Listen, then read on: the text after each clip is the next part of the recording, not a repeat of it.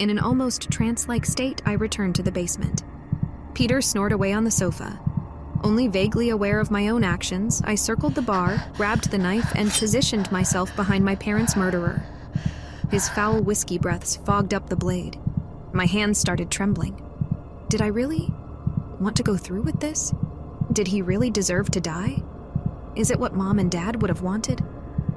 I quietened the bickering voices, closed my eyes, and took a slow, steady breath. If you want to know what happened next, listen to the whole story.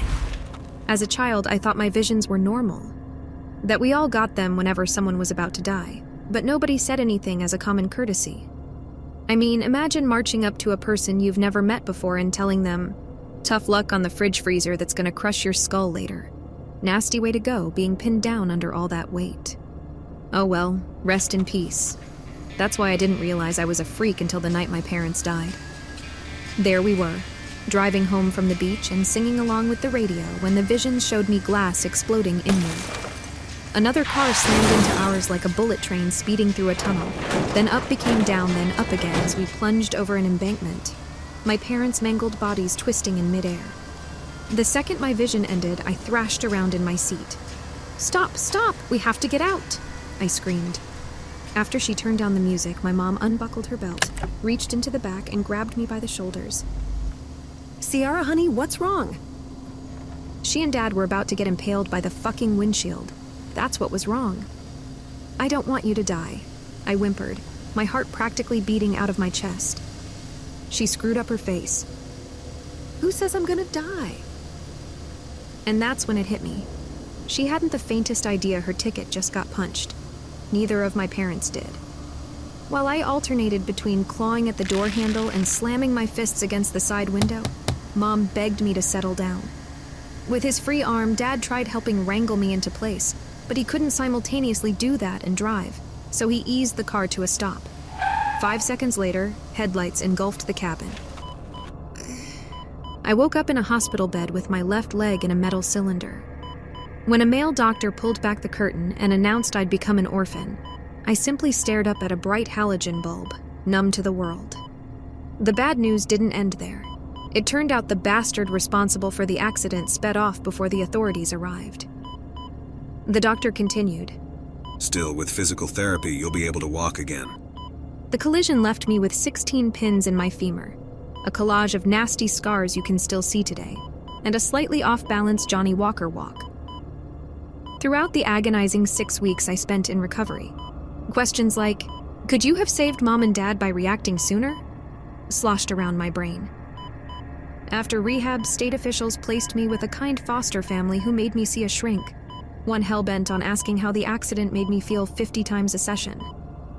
I couldn't reveal the truth, that I blamed myself for it, and simply thinking about Mom or Dad set my insides squirming. Every memory of them had become entwined with the guilt, you see. At the end of one session, the therapist encouraged me to lead a life that would make them proud. This set me thinking, what if the visions had a purpose? What if this ability could do some good? The people I cared about were beyond saving, obviously, but others still needed help. Isn't that how Batman got started? Finding somebody to rescue turned out to be tougher than you'd think. For the first few weeks, I only encountered folks whose obituaries would soon read. Died from natural causes. 3 weeks later at the grocery store, an opportunity came along in the form of a thin clerk about to tumble off his ladder. I bolted down the aisle, but before I'd even managed 10 steps, the man's feet wobbled from side to side. In a desperate attempt at remaining upright, he windmilled his arms around, collapsing a nearby lemonade stand. In the end, gravity won out. The tiled floor cracked his skull like an egg, and then blood and fizzy yellow liquid seeped out from beneath the corpse, mingling together. Meanwhile, I just stood there, deflated. A pattern soon emerged. The drowning girl got swept away before I could fish her out of the river. A social worker about to get stabbed flipped me off because I begged him to rush home yet couldn't explain why. And the paramedics failed at resuscitating the elderly man suffering a heart attack on the park bench. Even though, thanks to me, they arrived 10 seconds after he started clutching his own chest. No matter what I did, no matter how hard I tried, the visions always came to pass. Always. When I barely winced at a cashier about to get shot in the face over the meager change in his register, it became painfully obvious I'd lost all hope. Sorry, Mom. Sorry, Dad. Turns out my gift couldn't benefit others. Fast forward 15 years. By the time my 30s reared their ugly head, I'd launched a decent IT career and paid off a cozy apartment. Years of physical therapy had left my limp almost unnoticeable, although if I stood around too long, pins and needles still went racing along my thigh. That guilt pangs over my parents' deaths never subsided, and as a result, I avoided large crowds and gatherings on account of all the soon-to-be corpses. Until a bizarre vision changed everything. It was the 20th anniversary of the accident, and I'd slipped into a sports bar to perform my yearly ritual of drowning gruesome images from the collision in a shot glass. But no sooner had I found a quiet seat in the corner when a suited man approached my table and said, "Hey, baby doll." His appearance triggered a vision, which surprised me. This guy clearly looked after himself and couldn't have been any older than 40.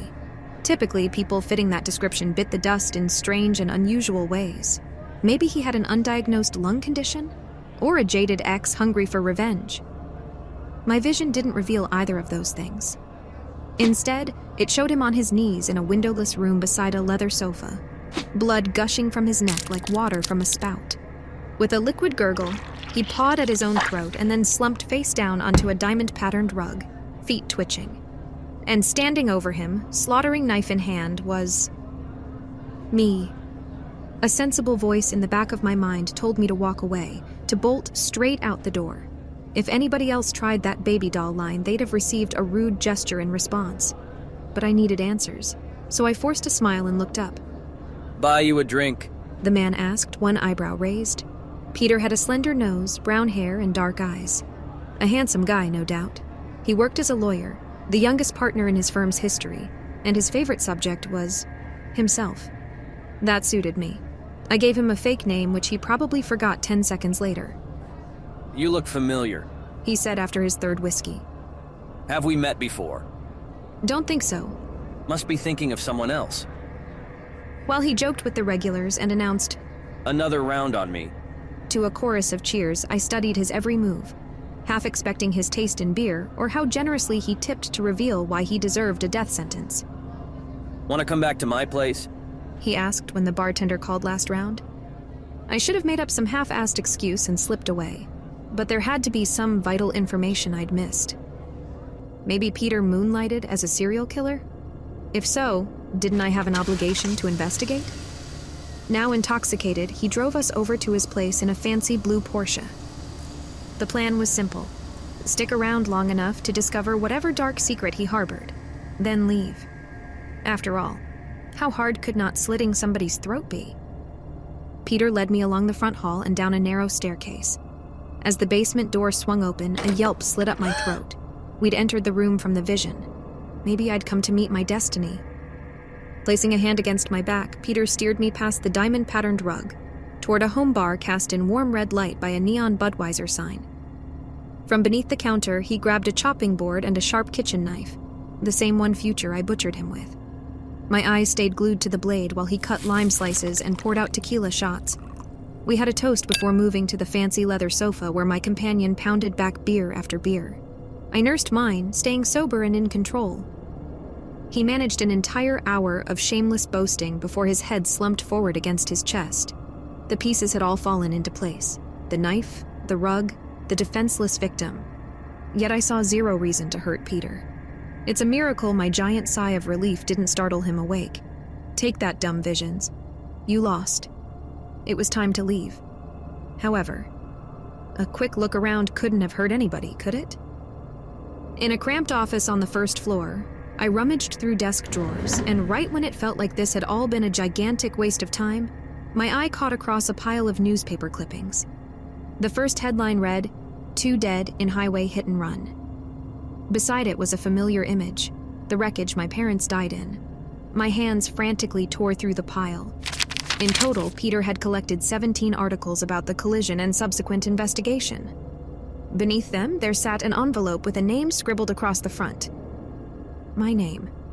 I took a slow, steady breath and tore open the wrapper. The letter began with, "Dear Ciara, there is something I must confess. On the night of your parents' death, I was driving drunk along." Those words dragged me back to the accident, caused me to relive the sensation of the seatbelt pinning me in place, while Mom and Dad's bodies ricocheted off the dashboard, the roof.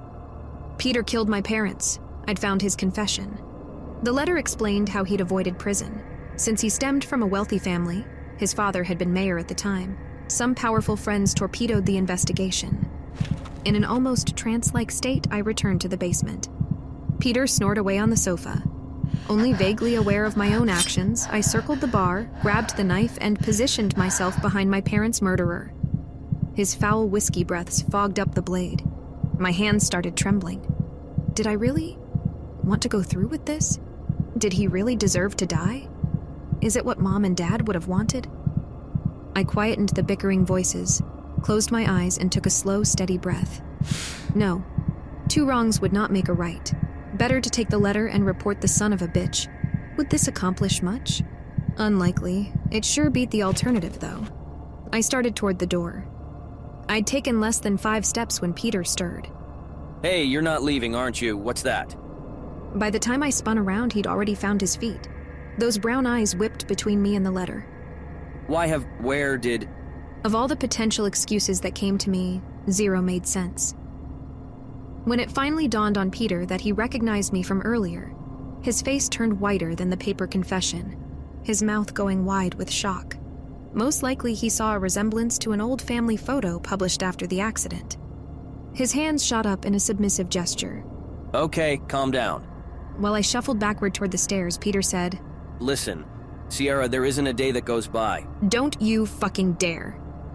He swallowed a lump. I'll make this right, I promise. Why don't you put the knife down and we'll talk? The suggestion this could get talked out made me snort. I said, "Go fuck yourself. I'm taking the letter, along with your little scrapbook upstairs." Was this your plan all along? He demanded, his self-pity giving way to anger. Get me drunk, then snoop around. How long have you been planning your little heist? Still traveling in reverse, I cut the air and forced him a half step back. The knife felt good in my hand. Powerful. Don't be stupid. None of this would hold up in court. Give me the knife, then we can work things out like 2. Completely terrified and barely able to form a cohesive thought, I almost obliged. Until a horrible image of the bastard picking his bruised, swollen head up off a steering wheel slid into my brain. I pictured him slowly uncovering my parents' insides spread out across 20 meters of asphalt before racing home to call his dad, who called the chief of police. Rationale adults, I'll give you money or jewelry, a new car. Whatever you want, just... With renewed confidence, I shouted angrily, "The only thing I want, Peter, is to see you in an orange fucking jumpsuit." My heel hit the bottom step. In a brief moment, my eyes flicked backward and the bastard lunged. I'll fucking kill you. He hissed through clenched teeth. Both of us flew sideways on a collision course with the sofa. For a moment, the world flushed upside down. We hit the floor, hard, the knife landing midway between us on the rug. We fumbled for it, me shaking from the panic and adrenaline, him struggling to regain equilibrium. In one smooth movement, I snatched the blade beyond the bastard's reach, readjusted my grip, and then plunged the pointy end into his throat. As my hand yanked it loose, the thin blood trickle morphed into a furious spray. Some even got inside my mouth, disgustingly warm. Peter tried to speak, although no words came out. Only a pathetic, wet gurgle. He flopped forward, tongue draped over his chin. And just like that, I found myself standing over a corpse. In retrospect, it probably shouldn't have come as such a surprise. Repulsed by my red palms, I retreated toward the bar and slid to the floor, breathless. I began convulsing and rocked myself back and forth, bile sliding up my throat. I felt ill, and not only from the tequila. By the time I'd regained composure, a clock above the bar said 6 a.m. Somebody could have walked in at any moment. There'd be time for remorse later. First, I needed to cover my tracks. Under my feet, the rug, having absorbed most of the blood, squelched as I raced around wiping down every surface. After gathering together all articles about the accident, I departed on foot and ditched the knife in a dumpster several miles from the crime scene. Then I rushed home to read the confession once more before burning it, along with Peter's treasure trove of misery. After 2 weeks of rage, regret, and hysteria, I'd almost reached the point of confession. Until something unexpected happened, that is. Reports emerged of multiple drunk driving incidents involving Peter where the injured parties got paid off or threatened into silence, along with more assault allegations reporters could keep up with. Turns out, Daddy had been buying that slime ball out of trouble for 2 decades. Gradually, the guilt haze looming over me since the night my parents died evaporated. The visions no longer felt like a burden. They were a blessing, one that dispensed justice.